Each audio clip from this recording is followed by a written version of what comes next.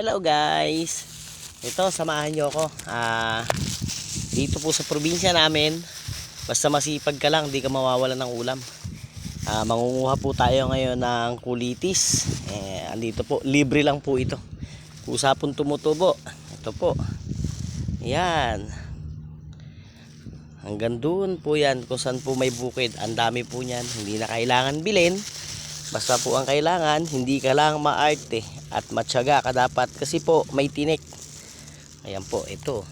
Ito po siya. Oh. Ayan, marami po siyang tinik mga idol. Kailangan ingat pa rin po pag nangunguha kayo kasi ang sakit din niya makatinik. Po. Yan, dami. Masipag ka lang po manguha. May ulam na kayo agad.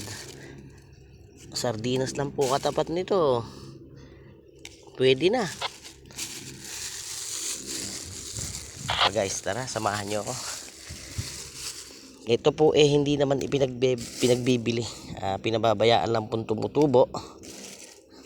And then, bahala na po yung gustong kumuha. Kasi po, ito po itaniman ng mais. Tumubo lang siya rito. Then yung masisipag pong manguha, pang ulam, nakatipid na, konti na lang po ilalagay, sardinas na lang po. Okay na po ito. Ito po yung kulitis. Ang English nito, ang alam ko, spinach yata. Spinach. Ayan po, ang dami. Kahit sino pwede manguha. Ganito po sa aming probinsya. Yan. Ayan po, may mga tinik siya. Ang dami. Ingat din po sa pagkuha. Ito po yung mga binibili nyo sa merkado. Yan po rin po, obligadong bilhin kasi ang hirap po talagang manguha nito. Pero dito po sa amin, basta masipag ka at matyaga, di ka mawawala ng ulam. Ito guys, daming tinik. Maraming tinik po yan.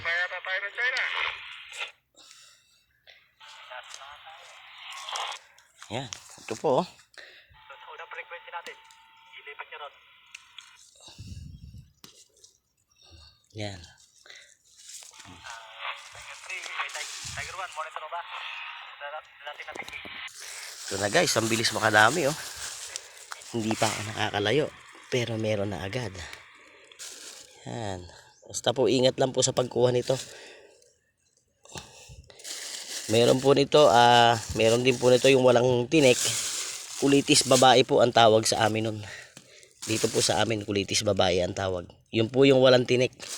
Pero sabi po nila, mas masarap daw itong may tinik kasi merong kahit papano may thrill.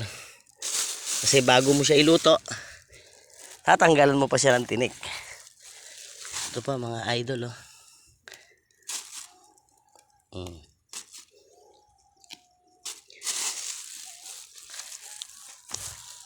Ang dami.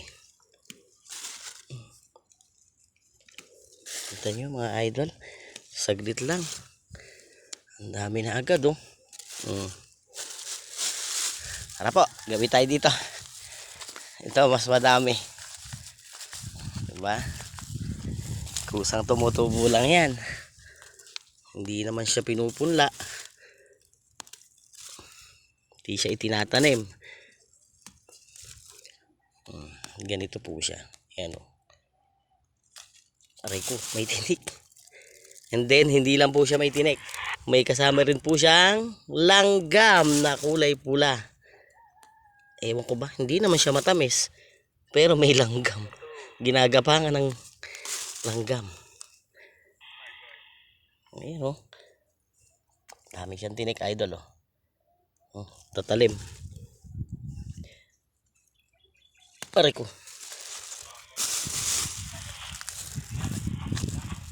Ito na, idol.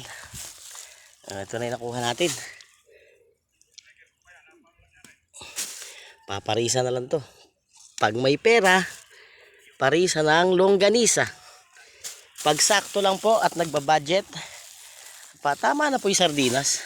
Masarap naman po siya, lalo na sa sardinas. Yung hindi naman kumakain ng sardinas, bahala na po kayo. Kung ano gusto nyong ihalo pang sahog. Ayan po. Wait lang mga idol. Gagawin pa tayo dun. Ito. Medyo malayo. Na konting lakarin. Okay lang. Ayan po yung motor natin. Yung sasakyan. Diretso po ang pangunguha. Pag gusto rin po ng saluyot, hindi ko alam kung anong English nun. Basta po sa amin, saluyot ang tawag. Madulas naman po siya. Po, idol. Marami po, kaya lang maliliit. Pero okay naman po siya. Ito.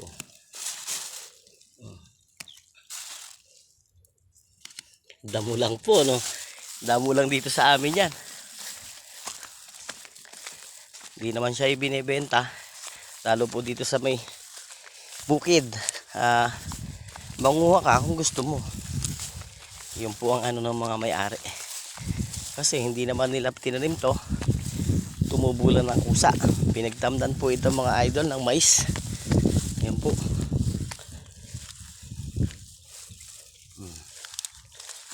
Meron pang silo. May silo pa to ng ibon. Ayan. Silo. Hindi ko naman alam magganyan.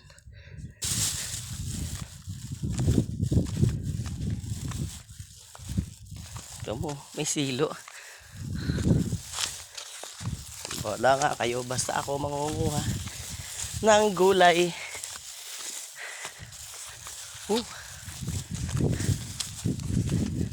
Ayan po, saluyot. Ayan. Diskarte. Diskarte lang po sa buhay. Para po makaahon kahit papaano at makaraos sa araw-araw. Ito po.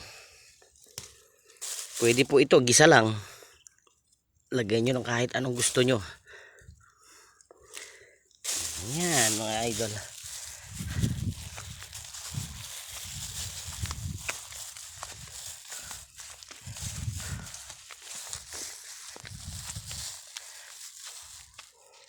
Ito po, ulitin ko po, ito po dito sa amin ay hindi po ito pinagbibili. Pinamimigay lang po ito. Mas gusto, kung sino may gusto, siya ang kumuha. Ito po. Medyo marami na rin po siya mga idol. Sapat na siya. Sabi nga po nila, kumuha ng ayon sa pangangailangan. Ito lang po, sapat na para sa akin. Ayan po. Balik na po tayo dun. Yun po mga idol. Ingat po. God bless.